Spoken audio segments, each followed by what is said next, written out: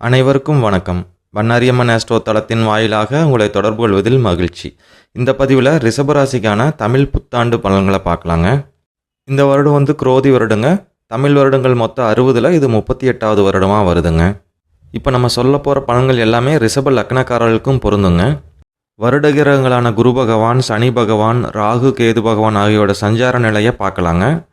குரு பகவான் மே 1ஆம் தேதிக்கு அப்புறம் ஜென்மத்திலேயே வராருங்க. அதாவது ரிஷபராசிலேயே அமர போகிறாருங்க. சனி பகவான் ரிஷபராசிக்கு 10வது ஸ்தானமான தொழில் ஸ்தானத்தில் ஆட்சி பலத்தோடு இருக்காருங்க. ராகு பகவான் ரிஷபராசிக்கு 11வது ஸ்தானத்தில் சூப்பராக இருக்காருங்க. கேது பகவான் புத்திரஸ்தானமான 5வது ஸ்தானத்தில் இருக்காருங்க. ராகு பகவான் 11வது ஸ்தானமான லாபஸ்தானத்தில் இருக்கிறது ரொம்ப சிறப்புங்க. ராகு பகவான் அதிக நன்மை செய்யக்கூடிய இடம் 11வது ஸ்தானங்க. அதுலேயும் சுக்கிரனுக்கு ரொம்ப நெருங்கிய நண்பருங்க. அதனால் ரொம்ப சிறப்பான பலன்களை அள்ளி தருவாருங்க 11ல் இருக்கிற ராகு பகவான். தொழிலில் நல்ல லாபம் வருங்க.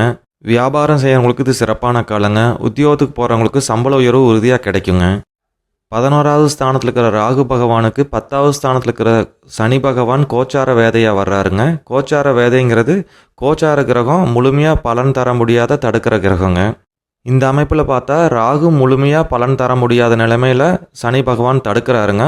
எப்படி இருந்தாலும் ராகு பகவான் கொடுக்கறத கொஞ்சமாவது கொடுப்பாருங்க. அதனால் செய்கிற தொழிலில், வேலையில், வியாபாரத்தில் லாபம் வருங்கிறத உறுதியாக நம்ம நம்பலாங்க. 5ல் இருக்கிற கேது பகவான் இவ்வளோ நாள் ரொம்ப தொந்தரவு கொடுத்துருப்பாருங்க. பிள்ளைகள் வகையில் தொந்தரவு இருக்குங்க. பிள்ளைகள் நினச்சி ஏதோ ஒரு கஷ்டம் இருந்துக்கிட்டே இருக்குங்க. இது பிள்ளைகள் படிப்பாக இருக்கலாம், அவங்களோட ஆரோக்கியமாக இருக்கலாம், இல்லை அவங்களோட பழக்க வழக்கமாக இருக்கலாம். ஏதோ ஒரு வகையில் பிள்ளைகள் நினச்சி நமக்கு மன வருத்தம், மன கவலை, மன உறுத்தல் இது இருந்துக்கிட்டே இருக்குங்க. மே 1ஆம் தேதி நடக்கிற குரு பயிற்சிக்கு அப்புறம் குரு பார்வை 5ஆம் இடத்துக்கு கிடைக்கிறதுனால இந்த நிலைமையெல்லாம் கம்ப்ளீட்டாக மாறுங்க. இருந்தாலும் குழந்தைகள் மேலே கொஞ்சம் கவனமாக இருக்கிறதும் எச்சரிக்கையாக இருக்கிறதும் நல்லதுங்க. அவங்க படிப்பில் சுமாராக இருந்தாலும் கொஞ்சம் தட்டி கொடுத்து அவங்கள படிக்க வைங்க. ரொம்ப கோபமாக சொன்னீங்கன்னா அவங்க மனசுடைஞ்சு போயிடுவாங்க. இந்த சமயத்தில் ரொம்ப அன்போடும் அக்கறையோடும் குழந்தைகளை கவனிச்சுக்கணுங்க. அதே போல் பூர்வீகத்தில் சின்ன சின்ன பிரச்சனைகள் வந்து விலகுங்க.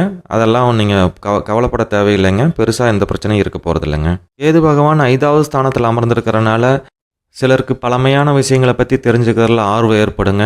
அதனால் நிறைய தேடி தேடி படிக்கிறதுக்கான வாய்ப்புகள் கூட இருக்குங்க. ரிஷப ராசி, ரிஷப லக்ன நண்பர்களுக்கு இவ்வளோ நாள் எவ்வளோ வேலை செஞ்சாலும் அதுக்கு தகுந்த பாராட்டு கிடச்சிருக்காதுங்க. உற்றார் உறவினர் மத்தியில் ஏதாவது மனக்கசப்பு ஏற்படுறதுக்கான வாய்ப்புகள் இருந்ததுங்க. இந்த மே 1ஆம் தேதி நடக்கிற குரு பயிற்சிக்கு அப்புறம் அந்த நிலைமையெல்லாம் கம்ப்ளீட்டாக மாறிடுங்க. இந்த வருடத்தில் நிர்வாகம் பண்ணுற திறமையும் புத்தி கூர்மையும் அதிகமாகுங்க. நிறைய பேர்த்துக்கு உதவி செய்கிறதுக்கான வாய்ப்புகள் ஏற்படுங்க. குலதெய்வ கோயிலுக்கும் மற்ற கோயிலுக்கும் அடிக்கடி நீங்கள் இந்த வருடத்தில் போயிட்டு வருவீங்க. போயிட்டு வர்றது ரொம்ப நல்லதுங்க. 10வது ஸ்தானத்தில் ஆட்சி பெற்றிருக்கிற சனி பகவான் நல்ல பலன்களை தருவாருங்க. தொழில் விஷயத்தில், உத்தியோகத்தில், வியாபாரத்தில் நல்ல பலன்கள் நமக்கு கிடைக்குங்க. சனி பகவான் சுக்கிர பகவானுக்கு நெருங்கிய நண்பருங்க. அது மட்டும் இல்லைங்க, ரிஷபராசிக்கு சனி பகவான் தாங்க தர்ம கர்மாதிபதிங்க. பொதுவாக எந்த ராசிக்கும் தர்ம கர்மாதிபதி கெட்டது செய்ய மாட்டாங்க. சனி பகவான் பொதுவாகவே தொழில்காரகனுங்க. தொழில்காரகன் தொழில் ஸ்தானத்திலே அமர்றது ரொம்ப நல்லதுங்க, ரொம்ப விசேஷங்க. சிலருக்கு புதிய தொழிலோ வியாபாரமோ தொடங்குறதுக்கு வாய்ப்பு இருக்குங்க. வேலை மாற்றத்துக்கான சூழ்நிலையும் ஏற்படுங்க. ஆனால் அலைச்சல் ரொம்ப அதிகமாக இருக்குங்க. லாபம் வர்றதுக்கு தகுந்த மாதிரி அலையணுங்க. தூக்கம் இல்லாத நிலைமை கூட ஏற்படுங்க. நிம்மதியாக ஒரு இடத்துல இருக்கக்கூட முடியாதுங்க. அந்தளவுக்கு அலைச்சல் இருக்கும், மனக்குழப்பம் இருக்கும். மனதளவில் நிறையா போராட்டங்களை சந்திக்க வேண்டி இருக்குங்க. அதே போல் செலவுகள் நிறையா இருக்க வாய்ப்பு இருக்குங்க. அது தொழிலுக்காக இருக்கலாம், இல்லை இடம் வாங்குறதுக்காக இருக்கலாம். ஆனால் ஏதோ ஒரு வகையில் செலவுகள் அதிகமாக வருங்க. குரு பகவான் மே 1ஆம் தேதிக்கு அப்புறம் ரிஷபராசிக்கு இடம் பெயர்றாருங்க. இந்த இடம்பெயர்ச்சினால் ரிஷபராசியில் இருக்கிற பெண்களுக்கு ரொம்ப மேன்மை தருங்க. பொதுவாகவே ஜென்மகுரு இருக்கிற இடத்த விட்டு இன்னொரு இடத்துக்கு இடம்பெயர வைப்பாருங்க. அதனால் சிலர் தொழிலுக்காகவோ, இல்லை குழந்தைய படிப்புக்காகவோ, இல்லை உத்தியோக நிமித்தமாகவோ ஒரு ஊர் விட்டு இன்னொரு ஊர் போகிறக்கான வாய்ப்புகள் நிறையா இருக்குங்க. சிலருக்கு கேட்ட இடத்துல டிரான்ஸ்ஃபர் கிடைக்கிறதுக்கும் வாய்ப்பு இருக்குங்க.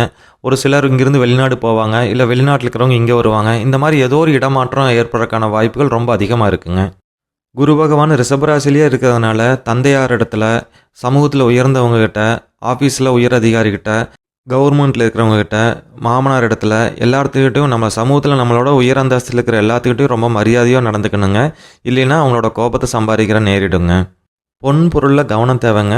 கடன் அளவுக்கு மீறி கொடுக்காதீங்க. திரும்பி வரக்கான வாய்ப்புகள் மிக குறைவுங்க. குழந்தை பாக்கியம் எதிர்பார்த்துட்டு இருந்தவங்களுக்கு இந்த சமயத்தில் கிடைக்கிறக்கான வாய்ப்புகள் இருக்குங்க. அதே போல் திருமணம் ஏற்படுறக்கான வாய்ப்புகள் இருக்குங்க. கணவன் மனைவிக்குள்ளே இவ்வளோ நாள் கருத்து வேறுபாடு ஏதாவது இருந்துச்சுன்னா அதெல்லாம் சரியாயிருங்க. நல்லா ஒற்றுமையாக இருக்கிறதுக்கான நேரம் இதுங்க. ஒருத்தருக்கு ஒருத்தர் ரொம்ப அனுசரணையாக ஒத்தாசையாக இருப்பாங்க. அந்யோன்யமாகவும் இருப்பாங்க. கூட்டு தொழில் பண்ணுறவங்களுக்கு இது ரொம்ப சிறப்பான காலங்க. இவ்வளோ நாள் ஏதாவது மனக்கசப்புகள் இருந்தாலும் அதெல்லாம் நீங்கி தொழிலில் நல்ல மேன்மை பெறுங்க. நல்ல லாபம் ஏற்படுறதுக்கான வாய்ப்புகள் இருக்குங்க. அப்பா அம்மா உடல்நலத்தில் கவனமாக இருக்கணுங்க. அவங்களுக்கு வேண்டிய தேவைகளை செஞ்சு கொடுங்க. சமூகத்தில் ஒரு நல்ல செல்வாக்கு பெறக்கான வாய்ப்புகள் இருக்குங்க.